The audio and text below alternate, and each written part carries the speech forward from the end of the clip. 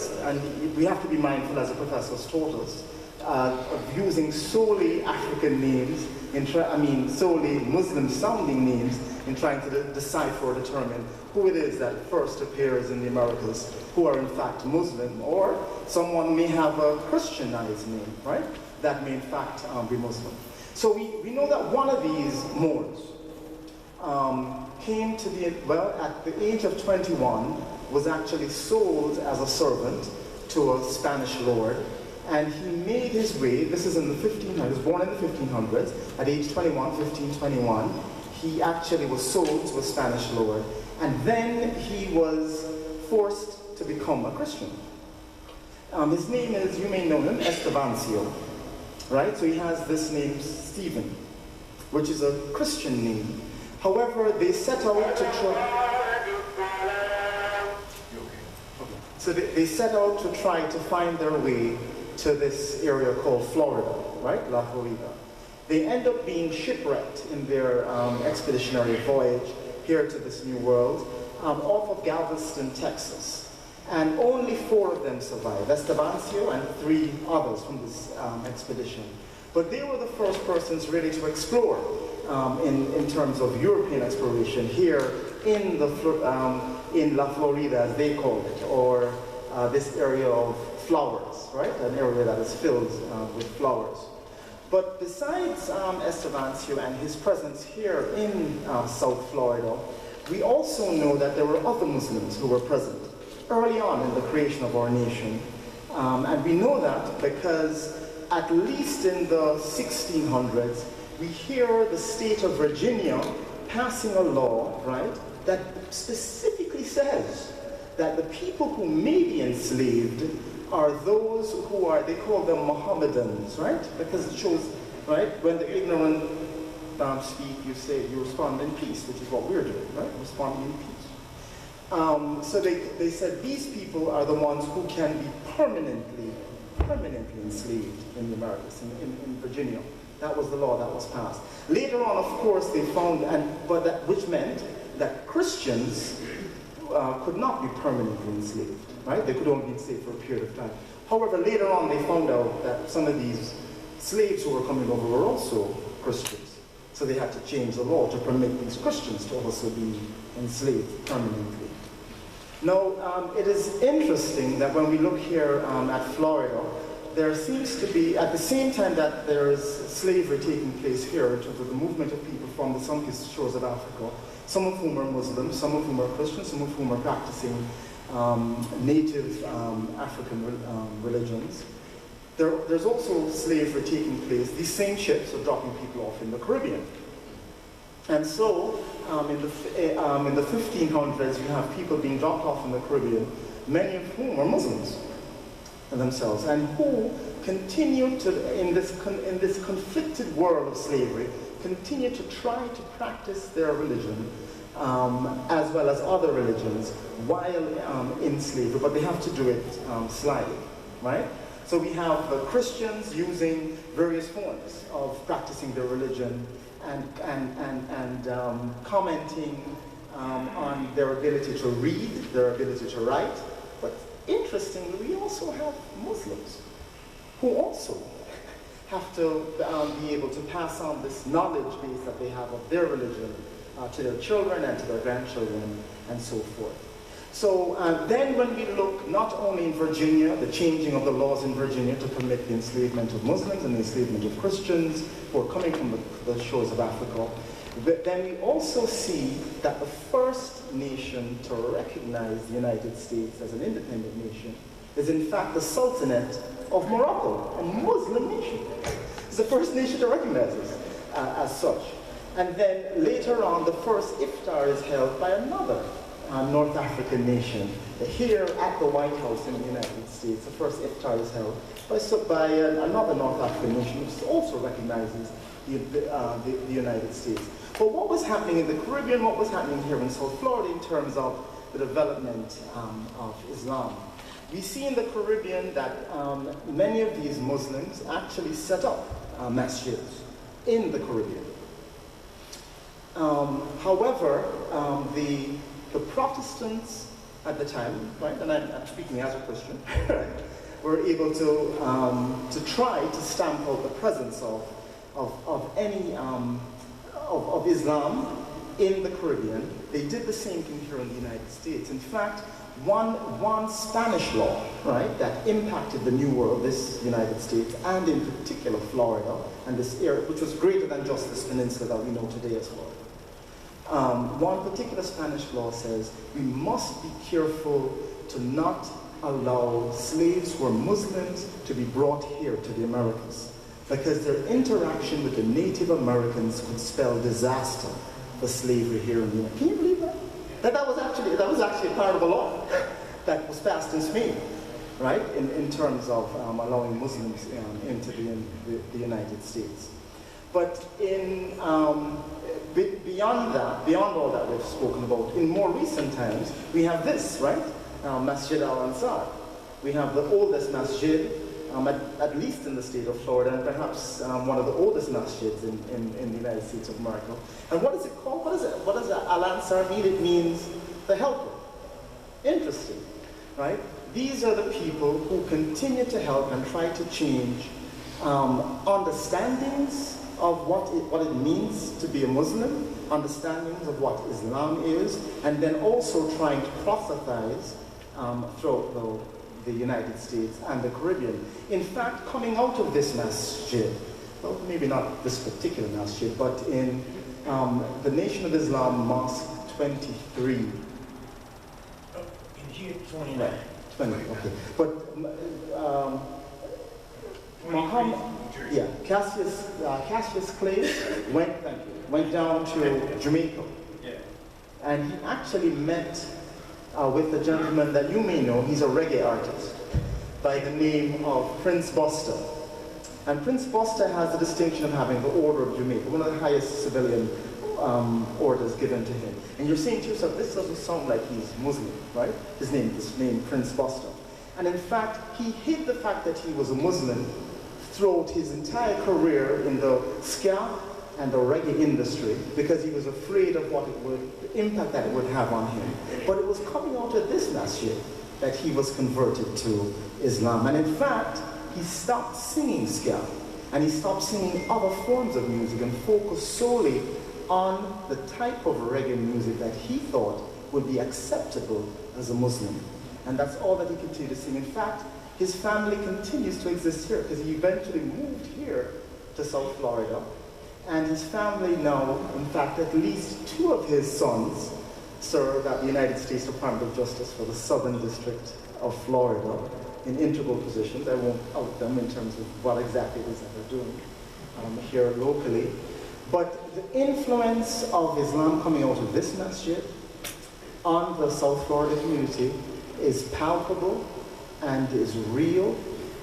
Not only do we have that, but also the influence of Islam on the incarcerated communities. Because following the end of so-called slavery in the United States of America, we had what were passed as things called, it was laws in every state, including here, called the Black Codes.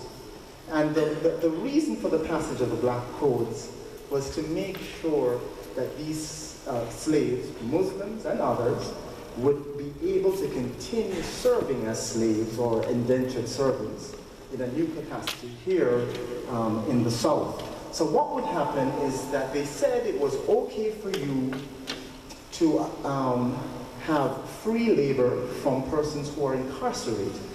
So what happened as a result is that you had a mass incarceration, literally, of people of African ancestry, many of whom were Muslims, and they were forced to work for free. And if your father was working for free as an indentured laborer, then the children also could be used to work for free.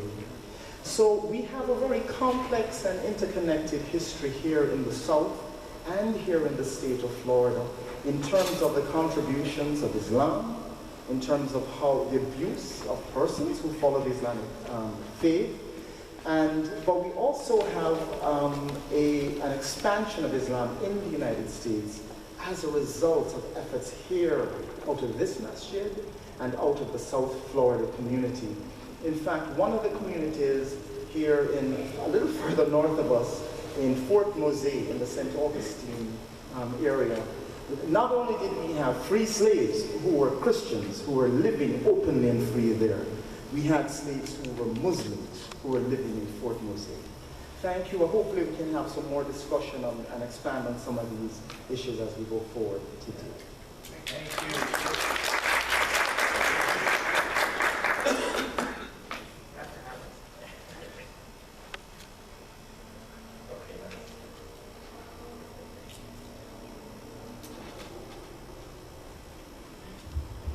Assalamu alaikum. To those of you who are guests and you are not sure what I'm saying peace be unto you. When you visit the Christian church now, everyone turns to their left, peace be unto you. Yes. To their right, peace be unto you. I am a revert to Al-Islam. I grew up as an Episcopalian. I served as an acolyte on the altar. I was the first female in my church to do so. And I also was I'm a product of both private and public school. I went to St. Thomas Aquinas High School, where I learned more about Al-Islam. My journey I want to speak about is a little different. I started listening to the message of the Nation of Islam when I was in high school. I had a neighbor who moved into our neighborhood. He was right next door, and I would watch him. And I saw his children were always very clean. They played with themselves. They didn't play with the other children in the neighborhood like we did. But I gradually started talking to him, and I would read the paper. And at that time, I think it was the Pittsburgh Courier that had the articles in it. And it was the articles where the Honorable Elijah Muhammad would talk about the family, the importance of the black man taking care of his family. And that's what impressed me. So during my high school years, I went to Catholic school and I would study religion, but my senior year was the cap for me. We studied world religions, and I got a chance to really understand what Al-Islam was, although I thought the Nation of Islam was the true picture for me. So I'd just like to share a little bit. When I went to college, to Spelman College in Atlanta, Atlanta was the Mecca of the South for Al-Islam. I was there during a time when Dr. Naeem Akbar was a professor at Morehouse. Although I was not a student of his, I would sit in his class and listen to the message of Al-Islam. So those of us who were interested, that's what we did. And on Fridays, the campuses would close down after class, and there was a corridor, and it would run from Spelman through to Fair Street. And that's where everybody would set up their wares, or groups would congregate. And believe me, there were always Muslims on the set. So that's where I would go on Fridays. The West End did have a mosque that was headed by Dr. Naeem Akbar. Dr. Naeem Akbar was also a special assistant to Imam Muhammad later. So he had a great influence on those of us who were studying Al-Islam. What I'd like to do now is just share a little bit of what I know about our community. The Honorable Elijah Muhammad had the intent of bringing dignity and establishing the dignity of the African American people. It was important that we come up out of the mire of the gutter. Some of our people did not have any self-esteem. Some did, but there were many that did not. They were the downtrodden people. Not all of us were. And actually, many of us who accepted Al-Islam later kind of put aside our education for a while because we did not want the message of the white man. Simple as that. But then there were some of us who continued going to school. We heard that message, but it did not discourage us from studying or practicing and becoming educated. Imam W.D. Muhammad came on the scene in 1975. Honorable Elijah Muhammad actually was the catalyst for our community from 1930 through 1975 or 76. The idea was to change the progression of our people. And also Imam Warithuddin Muhammad, his mission was to help us get a better understanding of Al-Islam. We've been through the phase, yes, of cleaning ourselves up, taking on self-pride, becoming self-important. We were important to ourselves. We had our own stores. We had our own everything. I lived in Madison, Wisconsin for about a year. And during that time, I worked in the community. I went to Chicago every fourth Sunday. We would come back. We had our own store. We bought our own everything. We had our own fish.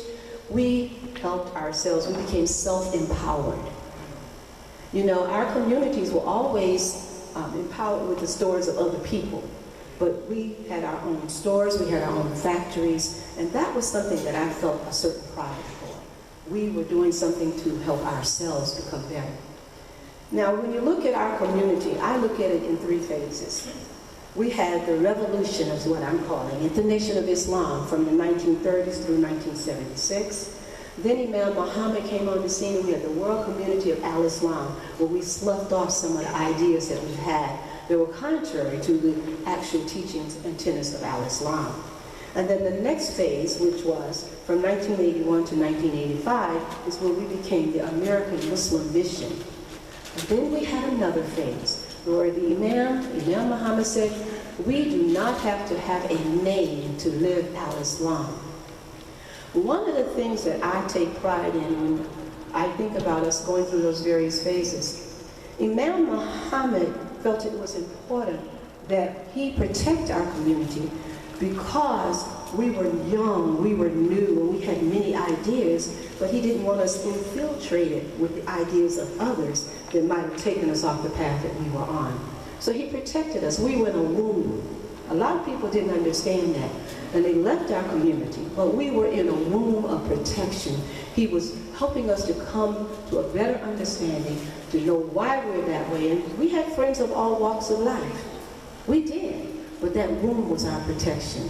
So we went through the revolution, we went through the world community, we went through an American Muslim Mission, and here we are today. You see us. We are active in all parts of life, all parts of the community. We do everything that everyone else will do, but we say, La ilaha illallah. And we say Muhammad is the last messenger of Allah. And we are grateful to what the Honorable Elijah Muhammad's sacrifice and how he helped us to come forward. We're grateful for what Imam W.D. Muhammad has done. Because without that guidance, we're not sure where we would be today. So I'm happy to be here. Thank you.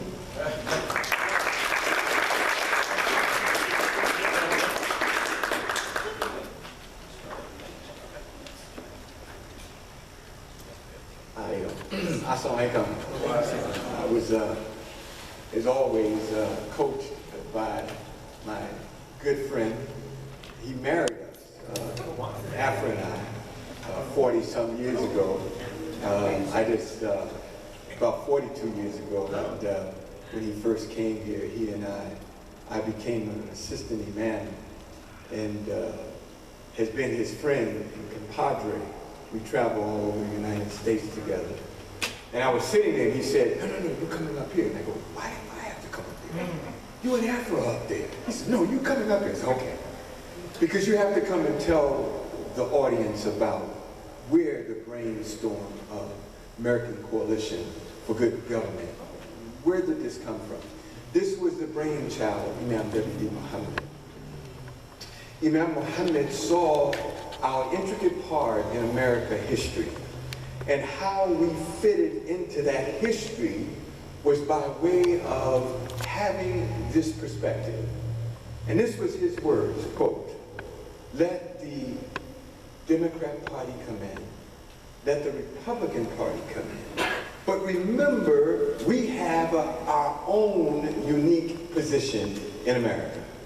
And that position is to call the American conscience back to the conscience of God.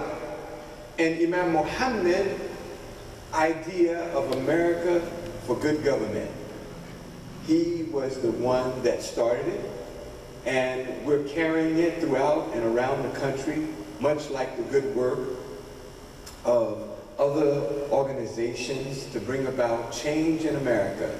And that's what America for Good Government, the Coalition for Good Government, that's what we represent. A change that has to be conscious in America government. Not just in America government, in our social fiber of America, in our economic development in America. So what we're asking for under the American